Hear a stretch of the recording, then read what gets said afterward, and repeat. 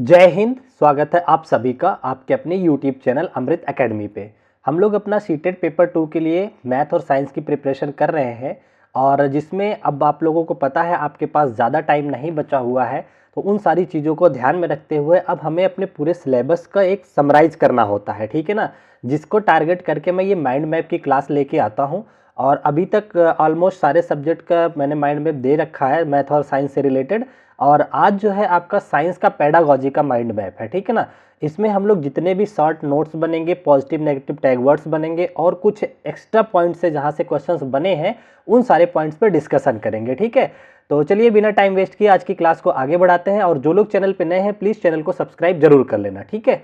और मौसम अब ठंडा होने शुरू हो गया है तो आप लोगों का एग्ज़ाम पास है, तो ठंड का ध्यान रख करके अपनी तबीयत का भी ध्यान रखना, क्योंकि एग्ज़ाम टाइम में बीमार मत पड़ जाना कोई, ठीक है ना। चलिए तो आज की क्लास को शुरू करते हैं। देखिए विज्ञान, सबसे पहले हम बात करते हैं नेचर ऑफ साइंस की, ठीक है ना, विज्ञान की प्रकृति के बारे में, ठीक है ना। तो विज्ञान की प्रकृति कैसी होती है, इसके दोनों पहलू आपको समझने हैं, पॉजिटिव और नेगेटिव, ठीक है ना। क्योंकि अगर आपको इसके नेचर के बारे में पता होगा, विज्ञान के नेचर यानी कि प्रकृति से बहुत सारे क्वेश्चन पूछे जाते हैं, ठीक है। अब हम इनके नेचर की बात करते हैं थोड़ा सा। तो देखिए जो विज्ञान है ना, सीखने का अंतः विषयक क्षेत्र है। अंतः विषयक क्षेत्र का क्या मतलब है कि एक काफी ब्रॉड एरिया है जहां से हम नॉलेज गेन कर सकते हैं। तो इस तरह का अगर आपको ऑप्शन दिखता है तो उसको पॉजिटिव वे में लेना है, ठीक है ना। चलिए दूसरा अगर मैं बात करूं, विज्ञान हमेशा अस्थायी यानी कि परिवर्तनशील होता है, टेंटेटिव नेचर का होता है, ठीक है ना, टेंटेटिव नेचर का होता है। साइंस कैसा होता है, अस्थायी होता है। जैसे कल तक कोई धारणा जो थी वो जरूरी नहीं है कि आज भी रहे। जैसे आप लोगों ने देखा होगा जब परमाणु की संरचना के बारे में कई सारे मत आए थे। शुरुआत में कुछ लोगों ने परमाणु की संरचना का कुछ मत दिया था, लेकिन बाद में उन्हें चेंज करके दूसरे मत आ गए थे। जैसे अगर आप देखेंगे पीरियाडिक टेबल को, पहले कुछ और जो ओल्ड पीरियाडिक टेबल थी वो कुछ और कहती थी, बाद में उसे अपडेट करके नया ला दिया गया। इसका क्या मतलब हुआ कि विज्ञान जो होता है क्या होता है, अस्थायी होता है, टेंटेटिव नेचर का होता है। ये कोई चीज इसमें फिक्स नहीं होती है, समय और जरूरतों के साथ ये अपडेट होता रहता है, ठीक है ना। एक बात ये आपको कंफर्म रखनी है। अच्छा अगला क्या कह रहा है, विज्ञान जो है संदेहवाद को बढ़ावा देता है। विज्ञान संदेहवाद को बढ़ावा देता है, इससे क्या मतलब होता है कि जब भी कोई विज्ञान से रिलेटेड कोई नियम आता है तो जो दूसरे साइंटिस्ट होते हैं वो उनके तथ्यों के बारे में हमेशा एक संदेह रखते हैं कि क्या ये सही है कि नहीं। जब तक उससे रिलेटेड पॉजिटिव कुछ ना कुछ व्याख्यान ना निकल करके आए, कोई प्रैक्टिकल ना सामने देखने को मिल जाए, तब तक उस बात को लेकर के संदेह बना करके रखा जाता है, ठीक है। तो क्या याद रखोगे विज्ञान के नेचर में कि विज्ञान संदेहवाद को बढ़ावा देता है, ठीक है, समझ गए।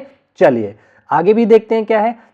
अगला पॉइंट आपसे कह रहा है कि विज्ञान ज्ञान को कंस्ट्रक्ट करने की एक प्रक्रिया है। बिल्कुल है, विज्ञान के माध्यम से हम नए नए तरीके के ज्ञान को अर्जित करते हैं, कुछ नए नए तरीके के ज्ञान का क्या करते हैं, कंस्ट्रक्शन करते हैं, नए ज्ञान का सृजन करते हैं, ठीक है ना। ये भी इसका क्या है, प्रकृति होती है साइंस की। अच्छा आगे बढ़ चलते हैं।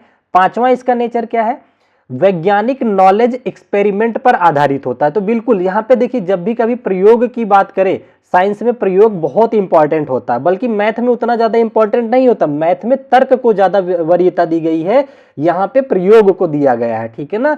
तो वैज्ञानिक नॉलेज जो होता है एक्सपेरिमेंट पे बेस्ड होता है। ये बात समझ गए आप लोग, वेरी नाइस। अच्छा अगला पॉइंट कह रहा है कि विज्ञान एक सामाजिक उद्यम है। बिल्कुल, विज्ञान जो है अपना जितने भी एक्सपेरिमेंट करता है समाज को भलाई के लिए करता है। तो ये एक सामाजिक उद्यम हुआ कि जैसे समय के साथ हमें नीड थी कंप्यूटर की तो विज्ञान ने इस पे काम किया, समय के साथ हमें गाड़ियों की जरूरत पड़ी तो विज्ञान इस पे काम कर रहा है, ठीक है ना। सैटेलाइट्स हो गया, तो ये समाज के मूल्यों को देखते हुए उनको क्या क्या नीड है उसके हिसाब से समाज क्या करता है, विज्ञान के उद्यम का काम करता है, ये समाज के उद्यम का, ठीक है ना। तो इस तरीके के अगर आपको ऑप्शन देखने को मिलता है तो आप क्या करोगे, उसे पॉजिटिव मानोगे, ठीक है ना। अगला इसका अगर नेचर की बात करें, वैज्ञानिक ज्ञान मूल्य उदासीन है, यह किसी पक्षपात पर नहीं बल्कि तथ्य पर आधारित होता है। तो जो साइंटिफिक नॉलेज होता है वो फैक्चुअल होता है, ठीक है ना। इसका क्या मतलब हुआ है, तो देखिए वैज्ञानिक ज्ञान मूल्यों से उदासीन मतलब जो सत्य है, जिसके बारे में कोई एक्सपेरिमेंट हो चुका है, जो फैक्ट है वही सत्य माना जाएगा। ऐसा नहीं कि किसी साइंटिस्ट का दोस्त साइंटिस्ट है, उसने कोई चीज नियम और कानून बना दिया, कोई सिद्धांत दे दिया, तो वो कहेगा अच्छा अच्छा ये तो मेरा दोस्त है, इसके सिद्धांत को ऐसे ही मान लेते हैं। पक्षपात कर देते हैं। नहीं, ये नहीं होता है यहाँ पे। जब तक कोई फैक्चुअल रीजन नहीं होगा, जब तक कोई रियल टाइप का कोई आंसर नहीं होगा, कोई एक्सपेरिमेंट नहीं होगा, तब तक आप विज्ञान को दृढ़ता से नहीं मान सकते हैं, ठीक है ना। तो विज्ञान क्या, जो वैज्ञानिक ज्ञान होता है वो क्या होता है, मूल्यों के प्रति काफी एक्टिव होता है, किसी भी पक्षपात पर भरोसा नहीं कर सकते आप, ठीक है ना, समझ गए। तो इन तरीके के ऑप्शन को आपको ध्यान में रखना है। आगे देखिए अगला क्या कह रहा है आपसे, कह रहा है विज्ञान प्रायोगिक है। मैंने बता दिया ना एक्सपेरिमेंटल है ये, तो विज्ञान को एक्सपेरिमेंटल की नजर से देखना। अगर 4 ऑप्शन में देता है तो एक्सपेरिमेंट वाले ऑप्शन को आपको सबसे ज्यादा पॉजिटिव में लेना है, ठीक है। चलिए अगला देखते हैं, कह रहा है विज्ञान सामाजिक तथा सांस्कृतिक रूप से अंतः स्थापित है। विज्ञान सामाजिक तथा सांस्कृतिक रूप से अंतः स्थापित का क्या मतलब होगा कि समाज और संस्कृति की डिमांड के अकॉर्डिंग हम अपने साइंटिफिक चीजों को एक्सपेरिमेंट करते हैं या फिर डेवलप करते हैं कुछ नई नई चीजें। तो ये भी आपके सपोर्ट में रहेगा विज्ञान की प्रकृति का, ठीक है ना। एक सबसे ज्यादा इंपॉर्टेंट हो जाता है साइंस का नेचर की विज्ञान गतिक है, मतलब डायनेमिक है, स्थिर नहीं है। आपको 4 ऑप्शन देगा कि साइंस इज अ स्टैटिक्स, नहीं, डायनेमिक होता है। विज्ञान क्या होता है, डायनेमिक होता है, मतलब गतिशील होता है, समय के साथ उसमें अपडेट आते रहते हैं। जैसे आप लोगों ने मोबाइल लिया, शुरू में मोबाइल आता था इतना बड़ा सा, केवल कीपैड होता था, समय बदलता गया, उसका अपडेट आता गया। आप लोगों ने देखा होगा अब तो कैमरा आने लग गया, अब तो हम यहाँ से बैठ करके आपको पढ़ा सकते हैं। तो ये सारी चीजें समय के साथ ये गतिशील होता है। तो ये साइंस का नेचर कैसा होता है, डायनेमिक इन नेचर होता है। बात समझ गए। चलिए अच्छा अगला क्या कह रहा है, विज्ञान में आकलन के समकालीन दृष्टिकोण होते हैं, ठीक है ना। अब हमें ये देखना है विज्ञान में आकलन कैसे होता है, इसके बारे में ये दूसरा टॉपिक शुरू हो गया, ठीक है ना। तो साइंस का नेचर हमने 8-10 नेचर आपको बता दिया, इतना अगर याद है इससे बाहर नहीं पूछेगा आपसे। अब हम देखते हैं विज्ञान में आकलन मतलब असेसमेंट क्या क्या उद्देश्य होता है, विज्ञान में किस तरीके से होता है। तो पहला अगर क्या उद्देश्य होता है वो देखते हैं। देखिए विज्ञान में आकलन जो होता है छात्रों में वैज्ञानिक अन्वेषण मतलब इंक्वायरी को बढ़ावा देता है। तो इसका मतलब समझ गए, सिंपल सा है कि अगर आप विज्ञान के फील्ड में क्या करते हैं, वो करते हैं कि आकलन करते हैं, असेसमेंट करते हैं, तो उससे छात्रों के अंदर एक इंक्वायरी जनरेट होती है। बच्चा क्या करेगा, क्वेश्चन आंसर करेगा। जब भी कोई चीज आकलन से ये हमें पता चलेगा कि किसी फील्ड में कितना कमजोर है या कितना एक्सपेरिमेंट में इतना इंटरेस्ट दिखा रहा है, नहीं दिखा रहा है, ये सारी चीजें उभर करके आती हैं। तो इस तरीके के ऑप्शन को आपको पॉजिटिव लेना है, ठीक है। चलिए अगला आपसे कह रहा है विज्ञान में आकलन व्यापक प्रकृति का होता है। बिल्कुल होता है, ऐसा नहीं कि बहुत छोटा सा इसका उद्देश्य है, नहीं। आकलन मतलब कि असेसमेंट का उद्देश्य काफी बड़ा होता है, उससे बहुत सारी जानकारी आप इकट्ठा कर सकते हो स्टूडेंट के रिलेशन में और साइंटिफिक मतलब साइंस के रिलेशन में। तो ये जो आकलन होता है, असेसमेंट होता है, व्यापक प्रकृति का होता है, ठीक है। यहां तक समझ गए, वेरी नाइस। चलिए अगला आपसे कह रहा है कि विज्ञान में आकलन छात्रों में प्रक्रिया के कौशलों, एक सेकंड, छात्रों में प्रक्रिया के कौशलों को विकसित करने में सहायक होता है। बिल्कुल, प्रक्रिया मतलब प्रोसेस स्किल जो होता है डेवलप करने में सहायता करता है। इससे हमें पता चलता है जब हम बीच बीच में असेसमेंट करते रहते हैं बच्चों का ना, तो उससे पता चलता है कि जो बच्चा एक्सपेरिमेंट करने के आगे बढ़ रहा है वो कहाँ कहाँ कमी कर रहा है। तो उसकी जो प्रक्रिया कौशल में उसमें विकास होता रहता है, धीरे धीरे गलती करता है, फिर सीखता है, फिर और आगे बढ़ता है, ठीक है ना। तो ये भी आपका क्या हो गया, आकलन के संबंध में हो गया। यहां तक समझ गए। अब अगर हम बात करते हैं असेसमेंट यानी कि आकलन का, तो आकलन 2 तरीके का होता है, ठीक है ना। ये सीडीपी में भी मैंने पढ़ाया है आप लोगों को, और इसमें भी आपका जो मैथ का पार्ट आता है उसमें भी आता है। तो आकलन यानी कि असेसमेंट ये कितने तरीके से होता है, 2 तरीके का। पहला होता है आपका फॉर्मेटिव असेसमेंट। फॉर्मेटिव का मतलब होता है के दौरान, और दूसरा आपका आता है सम्मेटिव असेसमेंट। सम्मेटिव का मतलब होता है अंत में। अंत में देखिए फॉर्मेटिव मतलब क्या हो गया, पढ़ाई के दौरान क्लासरूम में ही या एक्सपेरिमेंट करते समय जो आकलन किया जाता है उसे बोला जाता है फॉर्मेटिव असेसमेंट, ठीक है ना। तो जैसे आपने मान लो यूनिट टेस्ट ले लिया या क्लासरूम में क्विज करवा दिया विज्ञान के, ठीक है ना, तो ये सारे किसमें आप काउंट करोगे, फॉर्मेटिव में। तो इस तरीके से 4 एग्जाम्पल आपको दिया रहेगा कि आप छमाही एग्जाम ले रहे हो, आप सालाना एग्जाम ले रहे हो, आप टेस्ट ले रहे हो, आप यूनिट टेस्ट ले रहे हो, इनमें से कौन सा फॉर्मेटिव असेसमेंट को सपोर्ट करता है। तो आपको पता चल गया कि जो एजुकेशन मतलब ज्ञान लेने के दौरान होता है उसे हम लोग फॉर्मेटिव बोलते हैं, और पढ़ाई के अंत में जो होता है उसे एनुअल या फिर हाफ ईयरली जो एग्जाम्स होते हैं उन्हें हम लोग सम्मेटिव असेसमेंट बोलते हैं, ठीक है ना। आई थिंक अब समझ गए होंगे आप लोग। चलिए आगे बढ़ते हैं, थोड़ा सा और आगे देखते हैं क्या है। आगे जो इंपॉर्टेंट टॉपिक है आपका, छात्रों में वैज्ञानिक सोच विकसित करने के लिए निम्न गतिविधियां छात्रों के मध्य सहायक होती है। देखिए ये इंपॉर्टेंट टॉपिक है, आपसे क्वेश्चन बनता है कि कोई आप वो उसमें दे देगा कि कोई मैडम है वो बच्चों के अंदर वैज्ञानिक गतिविधि को विकसित करने के लिए ये क्रियाकलाप करती हैं, वो क्रियाकलाप करती है, इस तरीके से ऑप्शन दिया रहेगा। तो आपको सारे पॉजिटिव यहाँ पे हमने लिखवा रखे हैं कि इस तरीके की चीज़ों को आपको सपोर्ट करना है। जैसे पहला है क्या कि जांच के माध्यम से तत्काल पर्यावरण की खोज करना। आप क्या करोगे, आप चाहते हो बच्चों के अंदर वैज्ञानिक दृष्टिकोण का विकास हो, तो उन्हें क्या करोगे, जिस इन्वायरमेंट से रिलेटेड आप एक्सपेरिमेंट करवाना चाहते हो तो उस तत्काल उसी इन्वायरमेंट में उन्हें पहुंचाओगे, ठीक है ना, कोशिश करोगे वैसा इन्वायरमेंट उन्हें प्रोवाइड करो, ठीक है ना। तो जांच के माध्यम से तत्काल पर्यावरण की खोज कर लेंगे आप। अगला क्या काम करेंगे, छात्रों को प्रश्न पूछने के लिए प्रोत्साहित करेंगे। ये बहुत अच्छा क्वेश्चन होता है, इसमें देता है आपको 4 ऑप्शनों में कि क्या आप किस चीज को बढ़ावा देंगे। तो आप हमेशा अपने स्टूडेंट को इस चीज के लिए हमेशा मोटिवेट करते रहेंगे कि आपके जो भी डाउट है उन्हें पूछो, एक्सपेरिमेंट से रिलेटेड, साइंस से रिलेटेड, ठीक है ना। तो ये पॉजिटिव में आ जाता है आपके। अच्छा, अगला किन बातों पे आप ध्यान रखोगे वैज्ञानिक दृष्टिकोण विकसित करते टाइम, कि प्रयोगों और खुले विचारों के माध्यम से सत्य के मूल्यों को बढ़ावा देंगे आप, ठीक है ना। तो आप कोशिश करेंगे कि ऐसे ऑप्शंस जिसमें प्रयोगों की बात करी गई हो, या फिर खुले विचारों की बात करी गई हो, या ओपन एंडेड क्वेश्चन की बात करी गई हो, इन सारी चीजों को आप सपोर्ट करोगे कि इससे क्या होगा, बच्चे के अंदर वैज्ञानिक दृष्टिकोण अच्छे से विकसित होगा, ठीक है ना। चलिए आगे कुछ और पॉइंट्स देखते हैं जल्दी से। अगला आपसे कह रहा है शिक्षार्थियों को विज्ञान की अवधारणाओं और सिद्धांतों के प्रयोग करने सीखने के लिए प्रोत्साहित करना, ठीक है। क्या करना है, शिक्षार्थियों को विज्ञान की अवधारणाओं और सिद्धांतों को प्रयोग करने, जो भी वैज्ञानिक रिलेटेड सिद्धांत है, जो भी कोई भी थ्योरी है, कोई भी फैक्ट है, उनका इस्तेमाल करने के लिए और उन्हें एक्सपेरिमेंट करने के लिए आप क्या करोगे, प्रोत्साहन दोगे। तो आप क्या करोगे, एक गणितीय जो है, गणितीय कह रहा हूं, साइंस गतिविधि के माध्यम में आप उन्हें सपोर्ट कर रहे होंगे, ठीक है। वैसे भी प्रोत्साहित करना एक पॉजिटिव आपके लिए आंसर होता है, समझ गए। चलिए अब यहां तक आप समझ गए। चलिए अब हम आपके साथ डिस्कस कर लेते हैं थोड़ा ओपन एंडेड क्वेश्चन और क्लोज एंडेड क्वेश्चन क्या होते हैं, जिनको कि डाइवर्जेंट थिंकिंग बेस्ड क्वेश्चन बोलते हैं और कन्वर्जेंट, ठीक है ना। तो देखिए जब डाइवर्जेंट की बात आएगी तो उसको आप पॉजिटिव वे में लेना, और जब आपके सामने कन्वर्जेंट की बात आएगी तो वो नैरो हो जाता है, वो नेगेटिव की तरफ लेके जाता है, ठीक है ना। तो हमें अपने बच्चों को डाइवर्जेंट थिंकर बनाना चाहिए कि आप ऐसे क्वेश्चन हमेशा छात्रों के सामने रखो जिससे कि उनके अंदर बहुत सारे आंसर्स निकल करके आए, कोई एक फिक्स आंसर ना दें वो, ठीक है ना। तो देखिए खुले अंत वाले प्रश्न वे होते हैं जिन प्रश्नों के एक से अधिक उत्तर होते हैं, ठीक है ना। इसमें लॉन्ग आंसर टाइप क्वेश्चन आते हैं, शॉर्ट आंसर टाइप भी होते हैं। जैसे अगर मैं पूछ लूं आप लोगों से कि अगर साइंस ना होता तो क्या होता, या कंप्यूटर ना होता आज के टाइम में तो क्या होता, इसका क्वेश्चन का कोई फिक्स आंसर तो है नहीं। आप कोई भी बच्चा कह सकता कंप्यूटर ना होता तो हम ऑनलाइन पढ़ नहीं पाते, दूसरा कहेगा कि हम फॉर्म नहीं भर पाते, तमाम तरीके की सोच निकल करके आएंगे, क्रिएटिव थिंकिंग को यहाँ पे बढ़ावा मिलता है, ठीक है ना।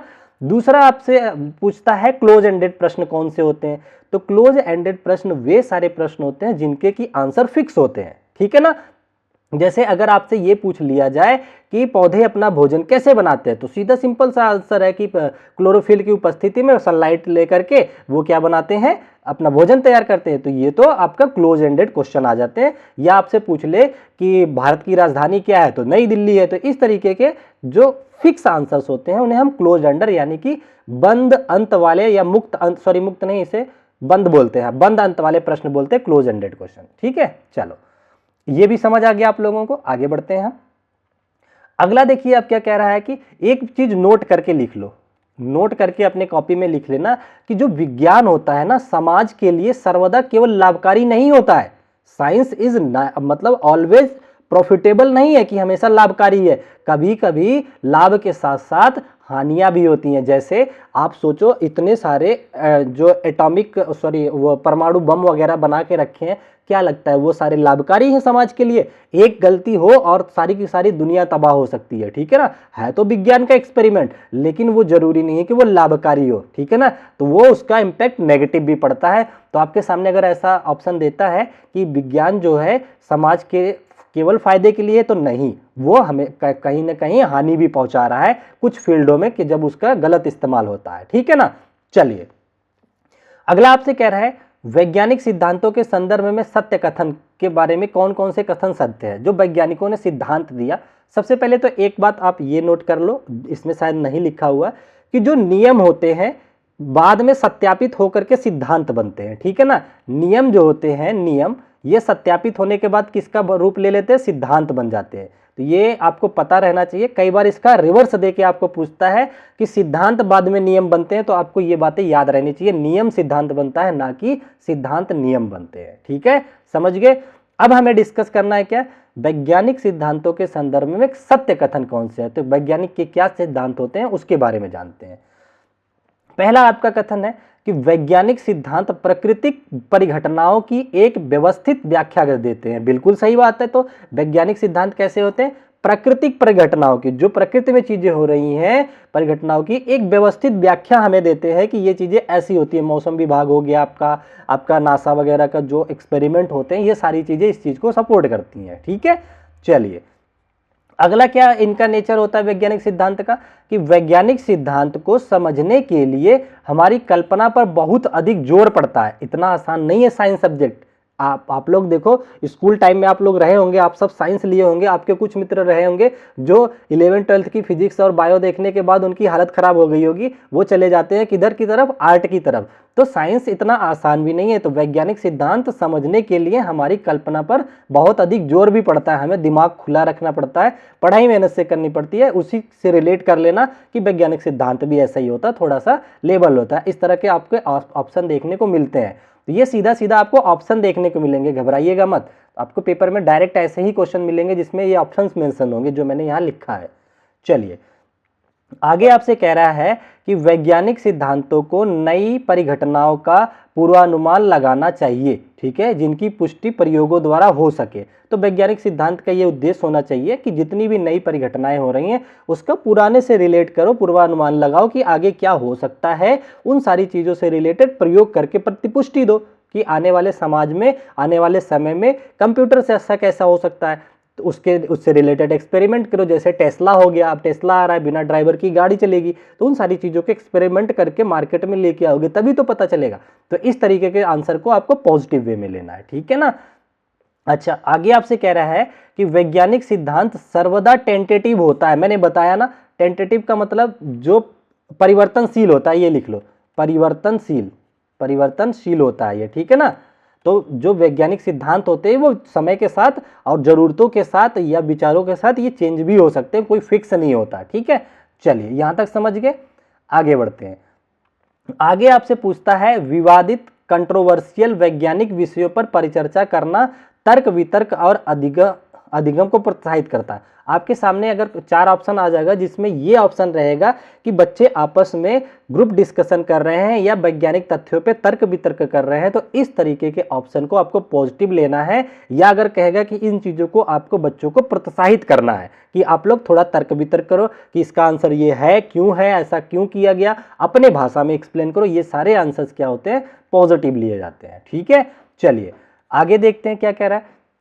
कह रहे तर्क वितर्क विज्ञान में व्याख्याओं, प्रतिरूपों और सिद्धांतों के निर्माण में सहायता करता है। तर्क वितर्क बिल्कुल हमें बच्चों के अधिगम को बढ़ावा देता है, उनके सिद्धांतों को प्रोत्साहित करता है, जिससे अधिगम, देखिए अधिगम को प्रोत्साहन मिलता है। तो कितनी अच्छी बात है। तो इस तर्क वितर्क काफी अच्छा आपका आंसर बनता है। ठीक है ना। चलिए आगे बढ़ते हैं, आगे देखते हैं क्या कह रहा है ये।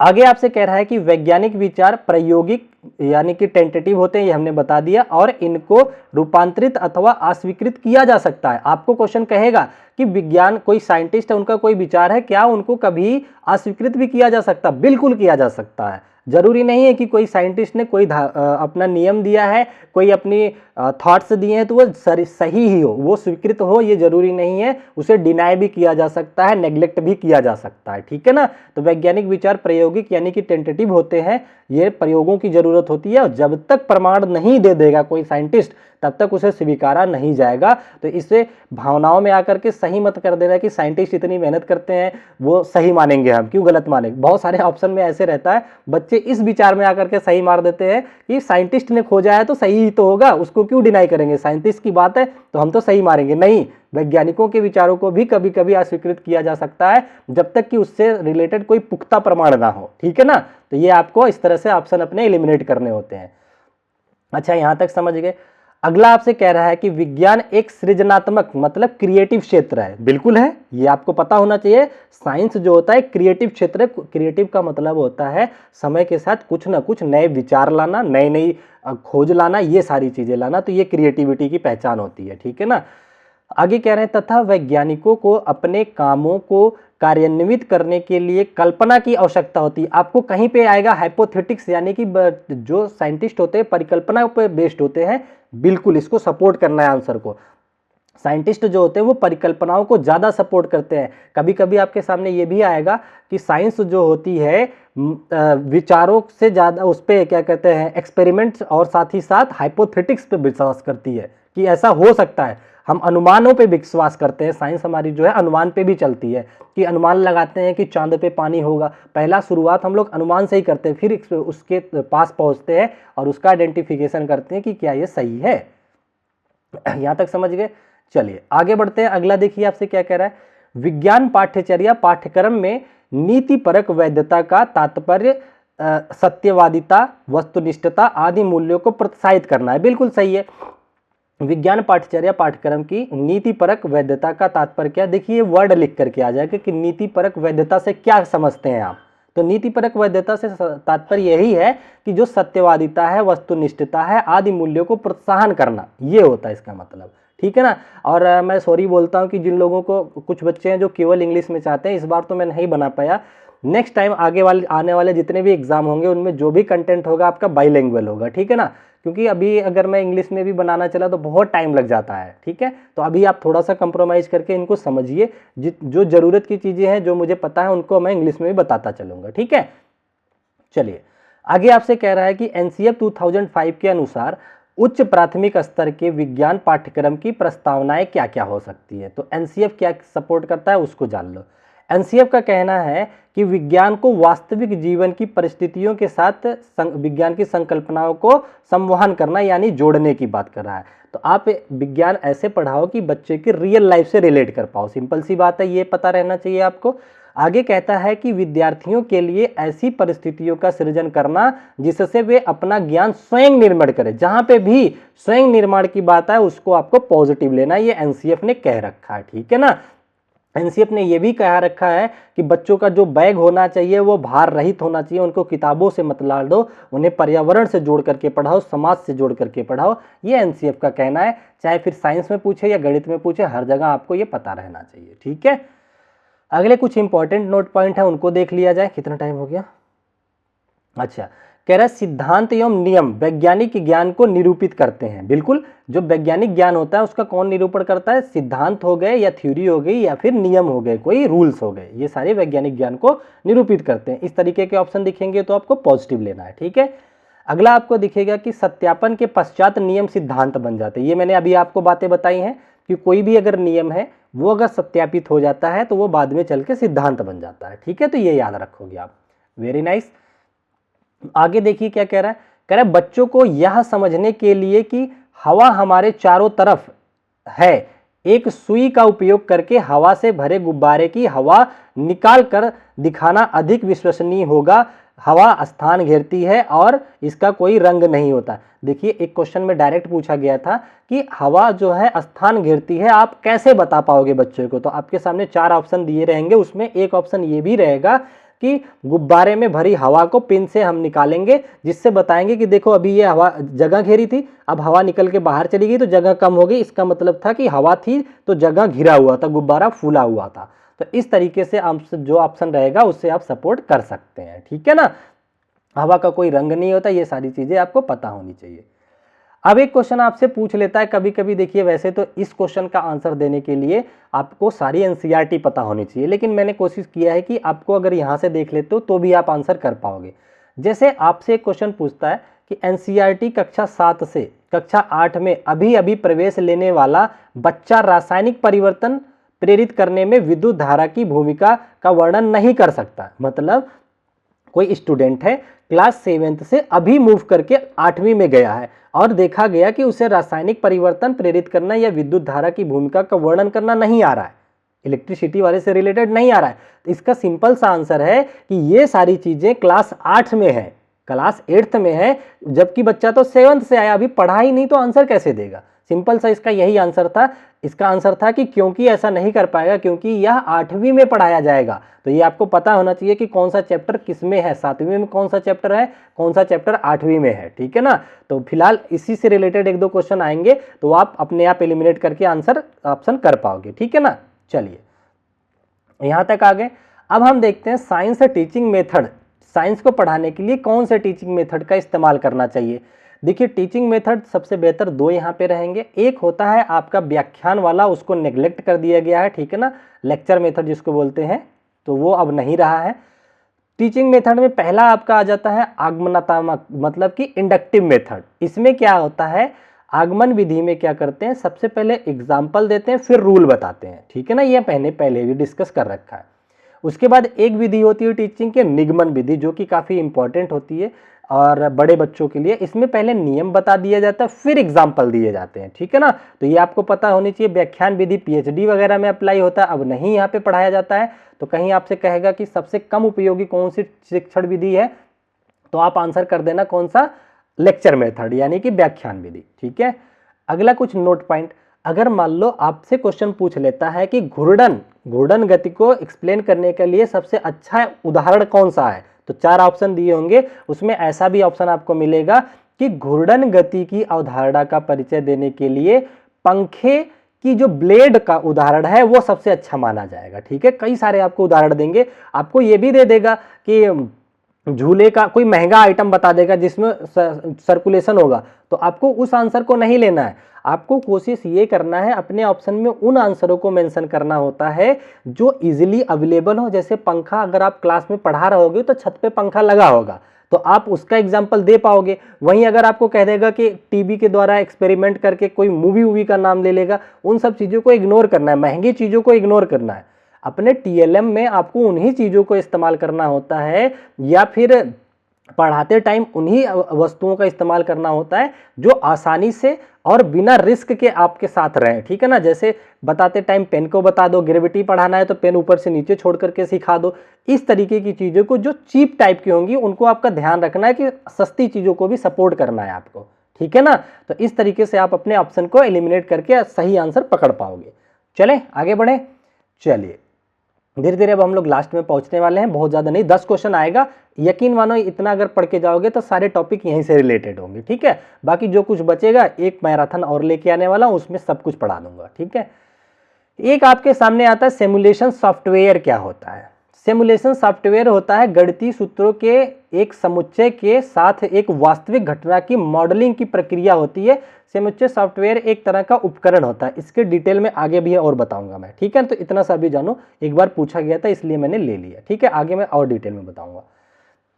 यहां देखिए आपसे कह रहा है एक बात ये याद रखना, छात्रों को क्रियाकलाप में लगाना, ठीक है, एक्टिविटी में इन्वॉल्व करना या क्रियाकलाप करना या बाहर बागीचे में जाकर के दिखाना उचित उत्तर माना जाता है। जब भी कभी भी बच्चे के इन्वॉल्वमेंट की बात आ जाए, बच्चे को खुद से करने की बात आ जाए या इन्वायरमेंट में ले जाकर के कुछ पढ़ाने लिखाने की बात आ जाए या करके दिखाने की बात आ जाए, ऐसे ऑप्शन को हमेशा आपको क्या लेना है, पॉजिटिव लेना है, ठीक है ना। चलिए तो इन चीज़ों को ध्यान में रखेंगे आप। अब हम कुछ जो तथ्य हैं जो पूरा रिटन फॉर्म में है, पीडीएफ फॉर्म में, उनको आप लोगों के साथ डिस्कस कर देता हूं। आपको यहां से और अच्छे से चीजें क्लियर आउट हो जाएंगी, ठीक है। चलिए जैसे देखिए कह रहा है विज्ञान की एक कक्षा में शिक्षार्थियों को प्रश्न पूछने के लिए प्रोत्साहित करने के लिए निम्नलिखित योजनाएं प्रयुक्त की जा सकती हैं। देखिए अगर आप चाहते हैं बच्चे को प्रोत्साहन के लिए, प्रश्न पूछने के लिए कैसे प्रोत्साहित करेंगे, तो आप ये बातें अप्लाई कर सकते हो। ये जो निम्नवत दे रखी है 3-4 बातें, इस तरीके का ऑप्शन दिखेंगे तो आपको पॉजिटिव लेना है। जैसे शिक्षार्थियों को प्रश्नों को रुचिकर और उत्तम इत्यादि बनाओ। आप जो भी प्रश्न वो पूछ रहे हैं उनमें उनको सपोर्ट करो। अगर कोई बच्चा पूछता है कि चने के बीज में अंकुरण देरी से क्यों हुआ इस वाले में, तो उसको बोलो, उनकी शाबाशी दो, वाह बेटा आपने बहुत बढ़िया किया, उनको प्रोत्साहन देना होता है हमें, ठीक है ना। चलो आगे, सभी विद्यार्थियों को अपने आप को व्यक्त करने के अवसर प्रदान करो। बिल्कुल क्लासरूम में आप क्या करोगे, हर एक बच्चे को अपॉर्चुनिटी दोगे कि जो भी आपके अंदर विचार है उनको दो, और उनके ऑप्शंस, उनके आंसर्स की सराहना करनी होती है। कभी आपको ऑप्शन में मिल जाएगा कि इनका आंसर गलत है, इन्हें बैठा देना चाहिए, इन सारे तरह के आंसरों को नेग्लेक्ट करना होता है, ठीक है ना। बच्चा कुछ भी बताता है, गलत बताता है, सही बताता है, आपको सही मान करके उसका अप्रिशिएट करना होता है। सही पूछे हो, अगर ज़्यादा गलत है तो उससे रिलेटेड तथ्य दे करके आप उसे प्यार से बता दोगे कि ये चीज़ें ऐसे नहीं ऐसे होनी थी, ठीक है ना।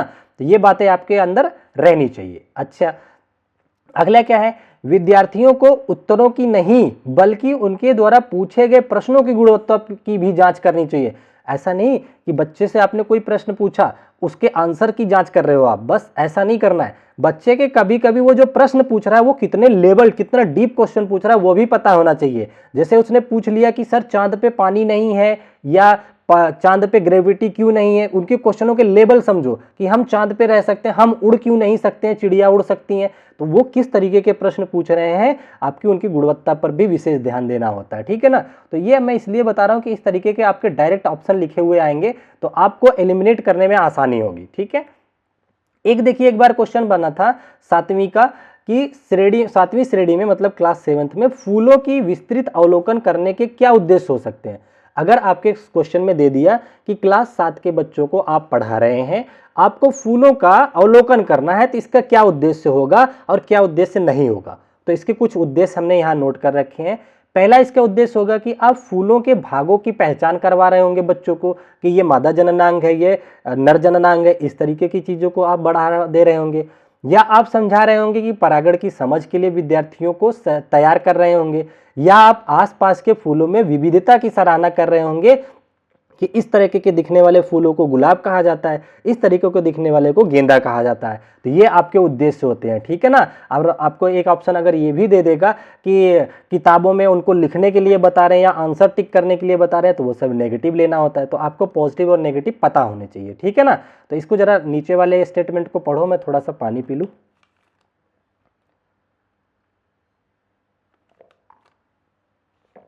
अच्छा, अब देखिए, एक बार ऐसा क्वेश्चन छपा था, इसमें क्या था कि रौनक को एक कार्य दिया गया, ठीक है ना, कोई रौनक बच्चा था, उसको एक कार्य दिया गया कि वह 15 दिन तक अपनी छत से चांद को उगते हुए देखे। ये रौनक से कह दिया गया कि 15 दिन तक आप निगरानी करो कि चांद कैसे उग रहा है, कैसे डूब रहा है। तो उसके द्वारा बनाए गए निष्कर्षों को उनके अवलोकनों के आधार पर के आधार का क्या आधार होगा, तो उसने जो अवलोकन किया वो क्या क्या हो सकता है। तो इस तरीके के आपसे ऑप्शन में होंगे। उसका अवलोकन ये क्या रहेगा कि वो आकर के अगर उसके पोर्टफोलियो में, उसकी किताब में, उसके नोटबुक में ये लिखा है कि चांद निकलने का समय दिनों का दिन बदलता रहता है, कभी जल्दी निकल के आ जाता है, कभी लेट आता है, तो आप इसको सपोर्ट करोगे, इसको पॉजिटिव में ले हुए, ठीक है ना। अगर ये रहता है कि अमावस के पश्चात पृथ्वी से दिखाई पड़ने वाला चांद के प्रति प्रदीप्त का भाग आकार बढ़ता रहता है, ये भी आप सपोर्ट करोगे कि हाँ अमावस के टाइम चांद का आकार छोटा बड़ा होता रहता है। तो इस तरीके से अवलोकनों को आप सराहना करोगे, ठीक है ना। तो इसी में एक दो दिया रहेगा, जो नेगेटिव रहेगा तो आपको वो भी पहचानना होगा।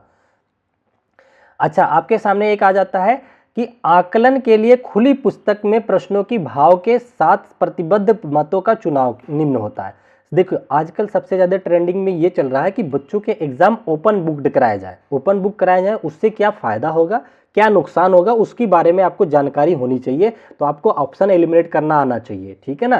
तो यहाँ मैं अगर थोड़ा सा भी बोले रहूँगा तो आप लोगों को एकदम से आंसर करने में सपोर्ट मिलेगा। तो आपको क्या होना चाहिए, देखिए, पहला ये कि यह विद्यार्थियों में आकलन के भय को कम करेगा। बिल्कुल, अगर ओपन एंडेड क्वेश्चन एग्जाम होता है तो विद्यार्थियों का जो आकलन का डर रहता है कि अरे मैं फेल हो जाऊंगा, मैं ये हो जाऊंगा, वो डर खत्म हो जाएगा, ठीक है ना। तो जो सुसाइडल टेंडेंसी चल रही है कि बच्चा कोटा में जा करके इतनी कम उम्र में ये डर जा रहा है, तो ये सारी चीज़ें नहीं आएंगी। उसे एटलीस्ट इतना तो भरोसा होगा कि मैं किताबें पढ़ूंगा तो पास हो जाऊंगा। आज के टाइम पे तो देखो, किताबें पढ़ लो, कुछ भी कर लो, बड़े बड़े एग्जाम में क्या से क्या हो जाता है, पास होना ही पता चलता। तो इसलिए अगर ऐसा ऑप्शन आता है तो आपको सपोर्ट करना है, हाँ ये खुली पुस्तक को सपोर्ट करने लायक है, ठीक है। अगर आपके सामने यह आ जाता है कि यह विद्यार्थियों को पूर्ण अवसर देते हैं पुस्तक का अन्वेषण करने के लिए, तो किताबों में खोजबीन करने के लिए पूर्ण अवसर तो मिलेगा ही। अब किताब से ही आंसर अगर आपको देना है, अगर सीटेट ये अलाउ कर दे कि ओपन बुक एग्जाम होगा, तो आप लोग किताबों को तो चाट डालोगे ना, क्योंकि उसी में से आना है, उसी के बेस्ट पे आना है तो चार्ट डालोगे एकदम अच्छे से कि यहाँ कहाँ से आ रहा है, तो बिल्कुल अन्वेषण करने को सराहना मिलेगा। तो इस तरीके के ऑप्शंस को आपको साथ देना है, सपोर्ट करना है, ठीक है ना।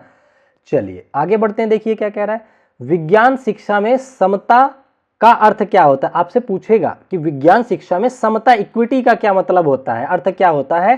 तो इसका अर्थ होता है कि सभी विद्यार्थियों के पास उनकी सांस्कृतिक पृष्ठभूमि और निर्जातीयता, लिंग अथवा विशेष आवश्यकताओं को ध्यान में रखे बिना उत्कर्ष विज्ञान सीखने के समान अवसर देना। तो इक्विटी का मतलब तो यही होता कि किस बैकग्राउंड से आया है, अमीर है, गरीब है, अंबानी का घर का है या किसी गरीब के घर का है, वो सब बिना ध्यान में दिए सबको बराबर का ज्ञान देना है विज्ञान का, यही बोलता है इक्विटी। तो ये चीजें आपको पता होना चाहिए, ठीक है ना। इससे क्या होता है, सभी विद्यार्थियों को आधुनिक संपूर्ण समाज के लिए तैयार करना होता है, ठीक है। तो ये सारी चीजें आप देखे रहेंगे तो आपको ऑप्शन देने में, आंसर मिलाने में आसानी होगी। अगला आपके सामने इस तरीके का क्वेश्चन बनता है कि वायु दाब के संदर्भ में सत्य कथन क्या है। वायु हमारे ऊपर प्रेशर क्रिएट करती है, तो पहली बात तो आपको ये पता चलना चाहिए, जितना प्रेशर वायु क्रिएट करता है हमारे ऊपर, हमारी बॉडी अंदर से बाहर की तरफ उतना ही करती है। तो क्या होता है, सिचुएशन क्या बनती है कि बाहर का प्रेशर अंदर के प्रेशर को नेग्लेक्ट कर देता है। अदरवाइज अंदर का प्रेशर अगर ज्यादा हो जाए, बाहर का कम हो जाए, हमारी शरीर फट सकती है, ठीक है ना। या बाहर का प्रेशर ज्यादा हो जाए, अंदर का प्रेशर कम हो जाए, तो शरीर क्या होगी, चिमट जाएगी, एकदम दबुच जाएगी, मतलब मर जाएंगे हम, ये कंडीशन आ जाएगी, ठीक है ना।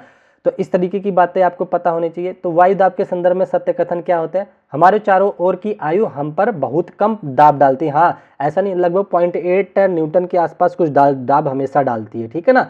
और आप जब देखेंगे ऊंचाइयों पे जाएंगे तो दाब कम होता जाता है, तभी आप देखेंगे वहां पे बहुत ऊंचाई पे जाने पर क्या होता है, नाक से ब्लड आने लगता है। इसका क्या उद्देश्य हुआ, ऐसा भी क्वेश्चन बन सकता है। आप जब ऊंचाइयों पे जाते हैं तो नाक से ब्लड आने का मतलब है बाहर का दबाव कम हो गया, पर अंदर का दबाव वही है, अंदर से तो प्रेशर लगे जा रहा है, बाहर कम होता जा रहा है, तो क्या होगा, अंदर प्रेशराइज होकर के ब्लड बाहर की तरफ आने लग जाएगा, ठीक है ना। बहुत ऊपर जाओगे तो और दिक्कतें आ जाती हैं, ठीक है ना। तो ये आप समझ गए होंगे। चलिए आगे देखिए क्या कर रहा है, गर्म वायु ऊपर उठती है और ठंडी वायु धरती की ओर जाने लगती है। ये सब चीजें मैंने आप लोगों को समुद्री समीर और स्थल समीर ये सब कुछ पढ़ा रखा है, तो आपको पता होना चाहिए कि समुद्र जब गर्म होता है तो उसके वहाँ के भाप उठ करके हट जाते हैं, स्थल की समीर जा करके उसको घेरने लगती है। तो ये आपको पता होना चाहिए, बहुत बेसिक सी चीज़ें हैं, जिनको नहीं पता है अभी भी टाइम है, कॉन्सेप्ट वीडियो देख करके अपना चीज़ें सही कर सकते हो आप।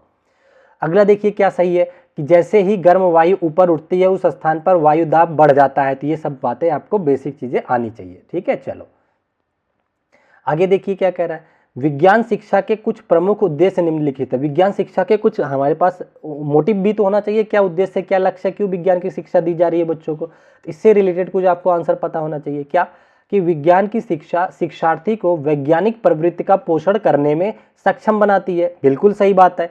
आगे क्या कह रहा है, इसे शिक्षार्थी तथ्यों को याद करने, रखने और नियमों को कंठस्थ करने में सक्षम बनता है। देखिए यहाँ कंठस्थीकरण ना, मैंने बताया था ना, कंठस्थ करना या मेमोराइज करना 99% में गलत माना जाता है, लेकिन कुछ परसेंट में सही होता है जब उसका फॉर्मेट जो हो पॉजिटिव वे में हो। जैसे यहाँ पे कह रहे हैं शिक्षार्थी तथ्यों को याद रखता है। हाँ, कुछ विज्ञान में जो फैक्ट होते हैं उनको तो याद ही रखना पड़ेगा, तभी तो आगे का एक्सपेरिमेंट हो पाएगा, ठीक है ना। तो ये सारी चीजें आपको समझना चाहिए, कहाँ पे पॉजिटिव लिया जाएगा, कहाँ पे नेगेटिव लिया जाएगा, ठीक है। चलिए आगे आपसे कह रहा है, इससे शिक्षार्थियों को विज्ञान प्रक्रिया कौशलों, साहित्य, अन्य कौशलों को प्राप्त करने में सक्षम बनाता है। ये भी सपोर्टिव आंसर होता है, ठीक है। चलिए आगे और कुछ है। अब देखिए आप लोगों ने बार बार मेरे मुंह से सुना होगा पोर्टफोलियो, पोर्टफोलियो क्या होता है, तो डायरेक्ट क्वेश्चन इससे बनता है, तो एक समझ लो। पोर्टफोलियो एक तरह का पत्र होता है, मतलब कि एक तरह का दस्तावेज होता है। इसमें क्या होता है, बच्चे के डेली बेसिस पे जो भी वो क्रियाकलाप कर रहा है, जो भी एक्सपेरिमेंट कर रहा है, जितना टेस्ट दे रहा है, जितना अच्छा परफॉर्म कर रहा है, उसका क्या बिहेवियर है, सब कुछ इसमें नोट किया जाता है, ठीक है ना। तो ये होता है पोर्टफोलियो, अब समझ गए होंगे। तो कई बार आपको ये मिलेगा कि पोर्टफोलियो बच्चा भी तैयार कर लेता है और टीचर भी कर लेता है, वैसे ही टीचर तैयार करते हैं, ठीक है ना। तो इस पूरे परफॉर्मा में यही लिखा है, ये मैंने आपको समझा रखा है। चलिए, जो कि हमें आकलन में सहायता करता है। अच्छा, अब देखिए एक बार क्वेश्चन बना था तो मैंने डायरेक्ट क्वेश्चन का एक्सप्लेनेशन ही आपके सामने रख दिया है कह रहा है सुश्री अंजलि छात्रों को जल चक्र होता क्या है आपको पता होना चाहिए। पानी पहले ठंडा रहता है, धूप लगती है, गर्म होकर के वाष्पित होता है, वाष्पित होकर के बादल बनता है, फिर संघनन हो जाता है, बादल बन जाता है। फिर उसके बाद जब भारी बादल बूंदें भारी आकार ले लेती हैं तो गोलाकार पृष्ठ तनाव की वजह से क्या करती है, बर्षण कर देती है, वर्षा होने लगती है। तो ये जल चक्र होता है। धरती का जल आसमान में जाता है, आसमान से धरती पे, इस तरीके से चलता है। तो आगे क्या कह रहे हैं इसमें देखते हैं। इस तरह ये डायरेक्ट क्वेश्चन बना हुआ है आपका कि अंजलि जो एक टीचर है जल चक्र का परिचय देने के लिए चाहती हैं कि छात्र पहले घर पर एक क्रिया करके और फिर अवधारणा और क्रिया के बीच संबंध को समझे। या तो अच्छी बात है, बच्चा खुद करके सीखेगा। तो इसके लिए आवश्यक है कि छात्र उबलते पानी से निकलती भाप को एक साथ थाली पर बर्फ को डालकर इकट्ठा कर ले। बच्चे के एक्सपेरिमेंट करने का तरीका वो बता रही है कि थाली लो, नीचे पानी गर्म करो, पानी की बूंदें यहाँ पे मतलब भाप यहाँ टच होगी, थाली में आप बर्फ रखे रहो, तो सारी भाप यहाँ टच होकर के क्या करेगी, बूंद का रूप धारण कर ली। ठंडा होने के लिए बर्फ रख दो, संघनित हो जाएगी, तो बूंद का रूप धारण कर लेगी। तो ये बिल्कुल इस तरीके के जो एक्सपेरिमेंट होते हैं ये सपोर्टिव होते हैं। ये देखिए कह रहे हैं कि प्रक्रिया है जो वाष्पीकरण के बाद होती है, अतः जब वाष्पीकरण द्वारा भाप बना जल या वाष्पित जल ठंडा होकर संघनित हो जाता है तो बादलों के रूप में ले लेता है। अतः उपरोक्त इस प्रक्रिया का अवधारणा क्रिया के बीच संबंध को संघनन के रूप में समझाया जा सकता है। तो आपके सामने ये थाली वाला एक्सपेरिमेंट दिया रहेगा, तो आपको इसको सपोर्टिव आंसर मान करके सही करना होगा, ठीक है ना। चलिए आगे देखते हैं क्या कह रहा है।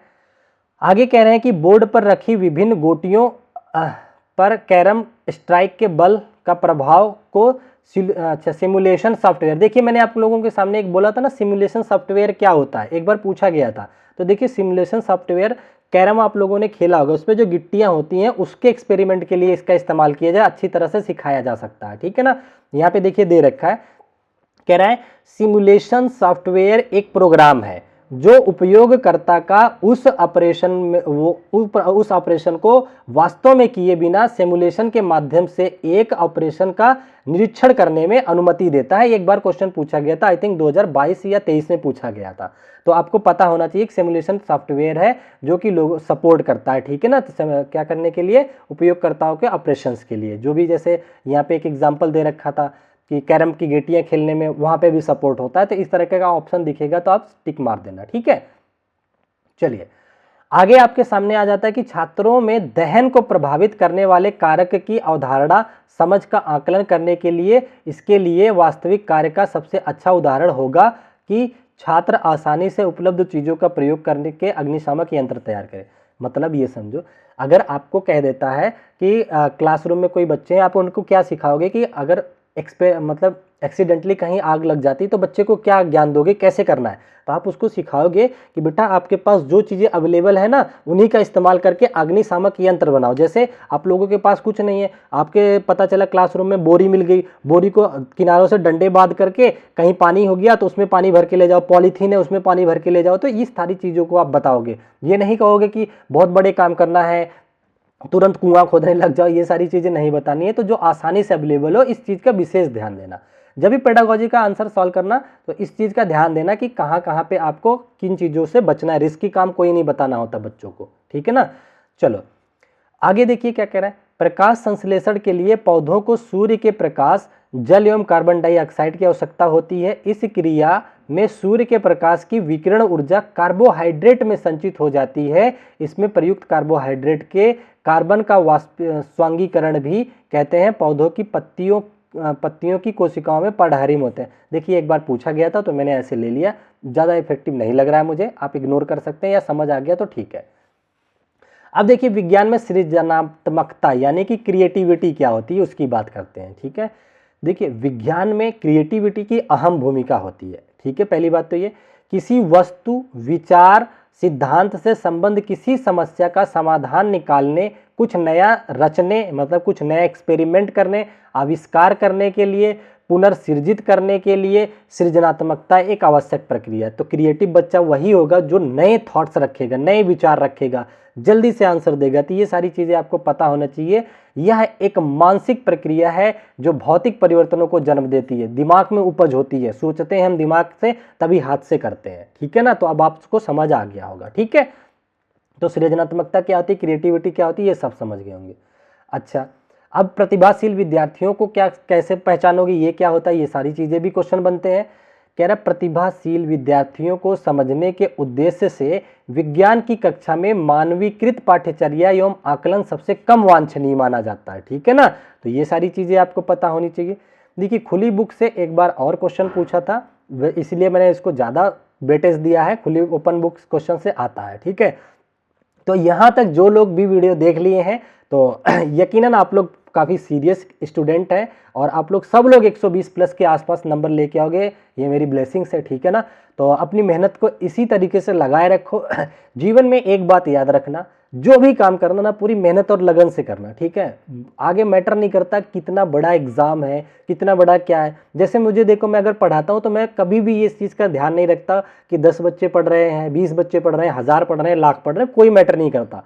मेरा काम है आपको टाइम से कंटेंट देना, आपके एग्जाम से पहले वेल प्रिपेयर आपको कराना, तो वो मैं करूंगा, डजेंट मैटर। ठीक है, तो वही सलाह मैं आपको भी दूंगा कि एग्जाम्स को बिल्कुल सीरियस लेकर के मेहनत से लगे रहना। ठीक है ना, एग्जाम तो छोटी सी चीज़ है, लाइफ के किसी भी पड़ाव पे अगर आप कुछ कर रहे हो तो मेहनत से करना, इस चीज़ का ध्यान रखना। मेहनत एक ऐसा चीज़ होता है जो बड़ी बड़ी चीज़ों को भी हरा देता है अगर आपके अंदर मेहनत और लगन है तो। ठीक है, चलिए, तो आई होप आप लोगों को मेरा सेशन पसंद आया होगा। ये लास्ट आई थिंक स्लाइड होगी। ठीक है, यहाँ पे इसको एक्सप्लेन करके आज के सेशन को ख़त्म करूँगा और आप लोग अपना काम करना, थोड़ा सपोर्ट करना, लाइक शेयर सब्सक्राइब करते रहना। और थैंक यू सो मच, आप लोग बहुत बढ़िया बढ़िया कमेंट लिखते हो। ठीक है ना, कई सारे बच्चे हैं, दोस्त हैं, मतलब छोटे भाई बहन आप लोग हो, बहुत सारे अच्छे अच्छे कमेंट कर रहे हो। ठीक है, अच्छा लगता है, मैं सबके कमेंट पढ़ता हूँ। एक्चुअली क्या है कि अभी आप लास्ट मोमेंट में आप लोगों के लिए कंटेंट बहुत तैयार कर रहे हैं, आपके कमेंट के हिसाब से ही मैं कंटेंट तैयार कर रहा हूं। अभी आप लोगों की रिक्वायरमेंट है हिंदी के लिए पेडागोजी का, तो उसका क्लास तैयार हो रही है, कल हो सकता है आपको उसकी वीडियो देखने को मिलेगी बहुत बेहतरीन तरीके से। ठीक है, तो अपना इसी तरीके से प्यार बना के रखो। चलो ये लास्ट स्लाइड को डिस्कस कर लेते हैं, ओपन बुक की क्या कह रहा है इसके अंतर्गत।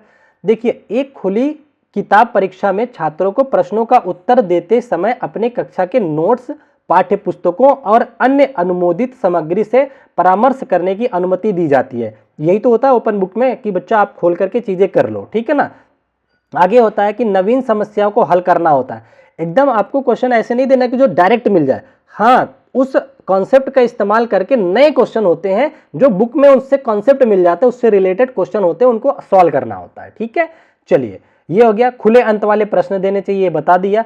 अपरिचित परिस्थितियों में सैद्धांतिक नियमों का उपयोग किया जाना चाहिए। आगे नोट क्या करें, एक खुली किताब परीक्षा, एक सेकंड, एक खुली किताब परीक्षा के लिए मानक सूत्रों के लंबे व्युत्पन्न प्रश्नों को प्रस्तावित नहीं करना चाहिए, बहुत लंबे लंबे प्रश्न नहीं देना चाहिए, छोटी छोटी बातें हैं जिसको आपको ध्यान में रखना है। ठीक है, तो आई होप आपको ये सेशन पसंद आया होगा माइंड मैप का, और काफ़ी हद तक मैंने माइंड मैप करा दिया है। क्या आप लोग चाहते हैं कि मैं हिंदी और सीडीपी का भी बचे हुए 4-5 दिनों में आप लोगों के लिए माइंड मैप लेके आऊँ? देखिए वो थोड़ा सा मेहनत का काम होता है, लगभग 2011 से लेकर के 2024 7 जुलाई तक सारे पेपर पढ़ना, कौन ज़्यादा रिपीटेड है, किस कॉन्सेप्ट का आपके पेपरों में आने की उम्मीद है, उन सारी चीज़ों को देख करके बनाना पड़ता है। अगर आप लोग मोटिवेट रखोगे, मुझे सपोर्ट करोगे कि हाँ सर चाहिए, तो मैं कोशिश करूँगा कि 1-2 रात बैठूँ और आप लोगों के लिए उसके भी माइंड मैप लेके आऊँ कि लास्ट में आपको एक बार अच्छे से रिवीजन हो जाए। ठीक है, तो मैं तो अपना मेहनत कर रहा हूँ, कोशिश कर उम्मीद करता हूँ कि आप लोग भी मेहनत से लगे होंगे अपनी पढ़ाई में और मेहनत से अच्छा रिजल्ट भी लेके आएंगे। अभी जितने लोग कमेंट कर रहे हैं उन सबका तो धन्यवाद करता हूं, पर जो लोग नहीं भी कमेंट कर रहे हैं इस चीज़ का ध्यान देना, जिस दिन एग्जाम दे के करके आना, सब लोग जरूर कमेंट करना कि मेरा मेहनत आप लोगों को सपोर्ट मिल रहा था कि नहीं मिल रहा था मेरी क्लासेस से। ठीक है, इस चीज़ का हमेशा वेट रहेगा आप लोगों का 14 और 15 तारीख को जब आप एग्जाम दे के आओगे। ठीक है, तो आई होप सब लोग लगे होंगे मेहनत से। तो आज की अपनी वीडियो को यहीं तक रखते हैं। ठीक है, फिर मिलेंगे नेक्स्ट वीडियो में, तब तक के लिए आप अपना ध्यान रखें। Bye bye, take care, thank you so much, जय हिंद।